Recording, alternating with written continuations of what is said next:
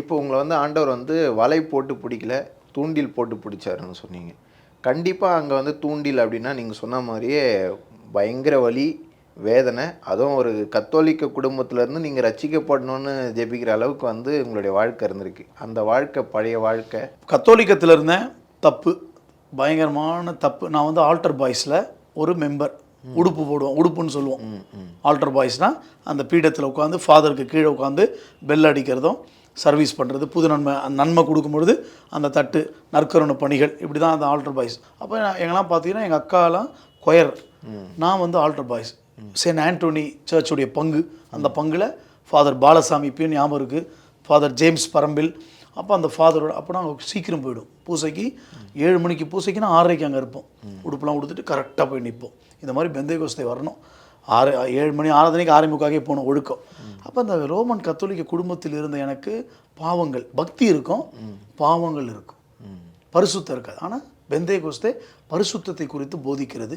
அந்த பரிசுத்தம் கூட நான் பெரிய நீதிமன்றம் அல்டாப்ப பெரிய பொய்லாம் பேசிட்டு அலையக்கூடாது. எல்லாமே ப்ராக்டிஸ் தான். அப்போ நேர்மையாக வாழ நான் ப்ராக்டிஸ் பண்ணுறேன். அந்த ஃபாதர் அழகாக ஒரு பாட்டை எழுதியிருப்பார். உன் பீடத்தை சுற்றி சுற்றி நானும் வருகிறேன் தெய்வமே, கரைகளெல்லாம் நீங்கிட என் கைகளை கழுவுகிறேன். அப்போ இந்த கரையை நீங்கிறதுக்கு கை கழுவிட்டே ப்ராக்டிஸ் தான். அப்போ நான் இருக்கிற கத்தோலிக்கத்தில் வாழ்ந்த கெட்ட ஃப்ரெண்ட்ஸ், ரவுடி, குடிக்கிறவன், அன்ஸ் போடுறவன், பான் பராக் போடுறவன், பொண்ணுங்களை கிண்டல் பண்ணுறவன், பொண்ணுங்களை அதிகமாக ஓடி சுற்றி பின்னாடி அலைஞ்சவன், இதுதான் நட்பு வட்டாரமே. இதுதான் சார். ஸ்போர்ட்ஸில் நான் ஒரு வாலிபால் பிளேயர், கிரிக்கெட் எனக்கு பிடிக்கும். பட் வாலிபால் நாங்கள் டீமில் நல்ல கோச்சில் அப்படிலாம் இருந்தாங்க. சரி, இப்போ நீங்கள் எதாவது சொல்கிறீங்க, இப்போ கத்தோலிக்கில் இருந்தால் நல்ல ஒழுக்கம், அதான் நான் சொல்கிறேன் பாருங்கள்.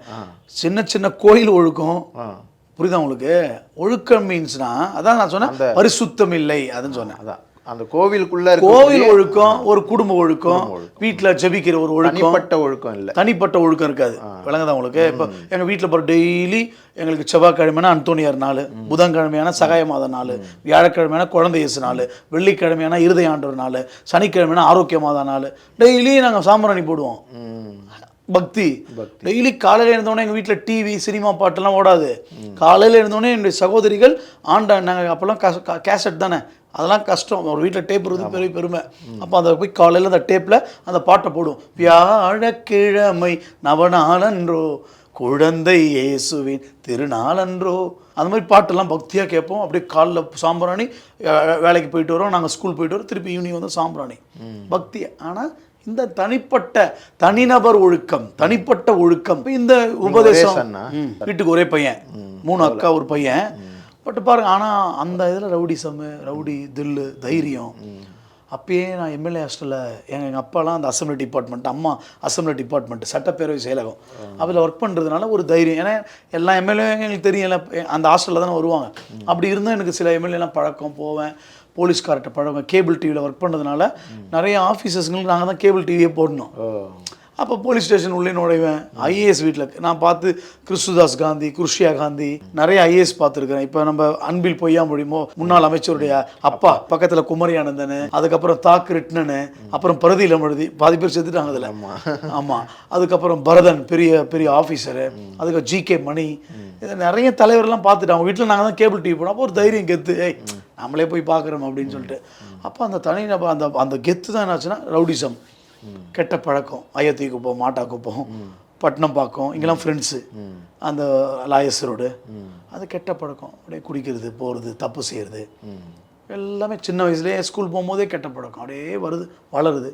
வேலைக்கு போகிறதுக்கு கெட்ட பழக்கத்துக்கு ஒரு கெட்ட சவகாசம், ஒரு சண்டை, ஞாயிற்றுக்கிழமையான சண்டை, ஞாயிற்றுக்கிழமையான அலர்ஜி எங்கள் அம்மாவுக்கு. எவனை போய் அடிக்கிறேன், யாரை போய்னா ஒரு அப்படியே போயிட்டு அடிக்கிறது. ஆனால் குடிக்கிறது வீட்டுக்கு தெரியாது. அதனால அதுக்கு பேர் சண்டேன்னு வச்சாங்களா? சண்டேவா? ஆமாம், அந்த சண்டே அவ்வளோதான். ஆனால் ஆண்டவர் பாரு மேலே நோக்கம். ஒருத்தனை போயிட்டு செம்ம அடி அடிச்சுட்டானுங்க நம்ம பசங்க. அவன் நைட்டு ஒரு 10-20 பேரை கூப்பிட்டு வந்து கத்தியோட இதே சேப்பாக்கத்தில், அந்த பேர்லாம் சொல்ல விரும்பல, அந்த ரவுடிங்க பேர்லாம், அந்த டீம் கூட்டாளிங்க வந்து நைட்டு 10 பேரோட எல்லாம் என் கூட வந்தானுங்க ஃப்ரெண்ட்ஸ்லாம். யார் அது பார்த்துட்றாங்க. ஆனால் வெட்டும் பொழுது எல்லாம் ஓட்டான். கத்தி அப்படி காட்டும்போது பயந்து ஓடி. என்னுடைய இடது காலில் முட்டிக்கு கீழே அந்த வெட்டு காயம் எப்பயுமே இருக்கும். வெட்டப்பட்டு பயங்கர ரத்தம். அப்புறம் ஹாஸ்பிட்டலில் போய் எங்கள் அம்மாவுக்கு தெரியாமல் நானே போய் கட்டு போட்டு வெட்டு வாங்கினேன்னு தெரியாது.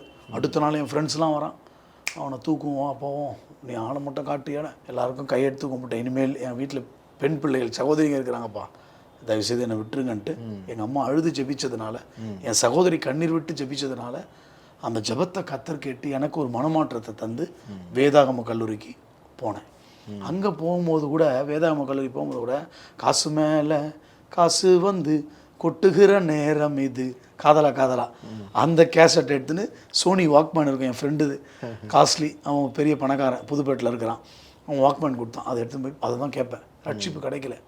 அதுக்கப்புறம் சேப்பலில் நடந்த ஜபத்தில் போய் உட்கார ஒரு நாள் என் மதிப்புக்குரிய என்னை படிக்க வைத்த கல்லூரியில் இறையியல் பயில எனக்கு பாதுகாப்பாக உணவு கொடுத்து இருப்பிடம் தந்து என்னை ஆதரித்த டாக்டர் குரியன் ஆபிரகாம், முன்னாள் நகர்மன்ற செயலாளர், சியோன் மெட்ரிகுலேஷன் பள்ளி சியோன் குரூப்புடைய சேர்மன் டாக்டர் குரியன் ஆபிரகாம், அன்பு ஐயா, அவர் நல்லா இருக்கணும், அவர் ஆசீர்வாதமாக இருக்கணும், ஏன்னா நல்ல வெள்ளை, அவரும் வெள்ளை, அவர் மனசும் வெள்ளை.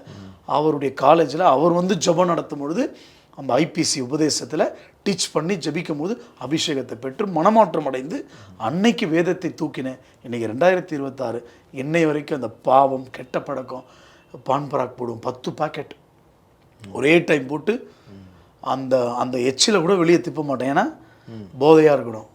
அன்ஸு அதை போடுவேன், ரவுடிசம், அதுக்கப்புறம் மானிட்டர், மானங்கட்ட மானிட்டர்னுவான், கேடுகட்ட சிவாசுன்னுவான். அப்போல்லாம் 28 ரூபா, அதை சண்டேல தண்ணி கூட ஊற்றாமல் குடிச்சிருவேன். அவ்வளோ பாப்பாரு எவ்வளோ கேவலமானவன். இந்த கேவலமானவன் மீது இயேசுவின் அன்பு இறங்கி அன்றைக்கு பெற்ற சண்டே கிளாஸில் கொஞ்சம் போனதுனால ரட்சிப்பை பற்றி தெரியும்.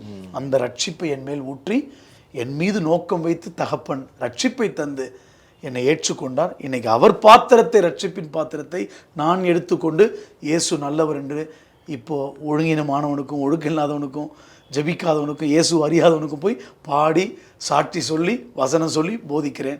எவ்வளோ பேருக்கு வந்து லியோ நெல்சன் ஐயா இந்த மாதிரி ஒரு ஆமாம். இப்போ என்னுடைய இப்போ காரில் வரேன், எனக்கு ஒரு 2 PA இருக்கிறாங்க, என் கூட பாடி கார்ட் மாதிரி வராங்க, உடன் ஊழியர் நிற்கிறாங்க, ஏன்னா மரியாதை கொடுக்குறாங்க, கார் திறந்து விடுறாங்க. நானும் ஒரு இலக்கண தமிழில் பேசுவேன், எனக்கு தமிழ் மேலே கொஞ்சம் பற்று இருக்கிறதுனால என்னுடைய தூய தமிழ் இருக்கும், நான் லோக்கல் லாங்குவேஜை யூஸ் பண்ணுறதில்ல, தேவைப்பட்டதான் பேசுவேன். அப்போ நான் இது அப்படி பார்க்கும்போது நான் காரு கெட்டப்பு டீசன்ட்டு அப்படி இப்படி எல்லாரும் பெரிய ஆள் நினைப்பேன். ஆனால் பகா குப்பை சேரி கேவலமான பொழப்பு, கேவலமான வாழ்க்கை. என்னை பார்த்தா ஃப்ரெண்ட்ஸ்லாம் சொல்லுவாங்க, அவங்க அண்ணனுங்களாம், ஏய் லியோ கூட சேராத, அவன் ஒரு மோசமானவன், அடித்து உடச்சிருவோன்னு, அவங்ககிட்ட சேர்ந்த நான் பேசக்கூடாது, ஏன்னா நான் கெட்டவனா. அப்போ அப்படி பழி சுமத்தப்பட்டவன்.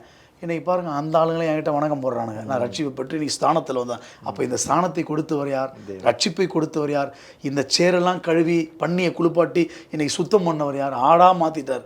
பண்ணியாக இருந்த லியோ நெல்சனை இன்னைக்கு நல்ல செம்மறி ஆடாக மாற்றிட்டார். ஏன்னா இந்த ஆடு அவருக்கு தான் செவி கொடுக்கும், அவருக்கு பின்னாடியே ஓடும். இன்றைக்கி அவர் பின்னாடியே தான் ஓடுறேன்.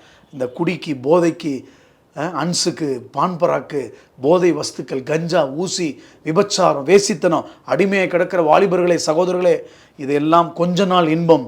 இயேசுவை ஏற்றுக்கொள், நிரந்தர இன்பத்தை என்னை போல் பெற்றுக்கொண்டு இந்த தேசத்தில் நீங்கள் மேன்மை அடைய முடியும். உங்களை உயர்த்த இயேசு என்கின்ற தெய்வத்தால் முடியும். இன்றைக்கே போதையை விட்டு, பாவத்தை விட்டு நம்புங்க, ரட்சிப்பை பெற்றுக்கொள்ளுங்க. நானே அதற்கு சாட்சி. தூண்டில் போட்டு பிடிச்சிருக்கிறேன். அவருக்கு எது வேணுமோ அதை தான் தூண்டில் போட்டு, வலை போட்டால் எந்த மீன் வேணா மாட்டோம். ஆனால் தூண்டில் போடுறதுன்னா அப்பாயிண்டட்னா கரெக்ட்.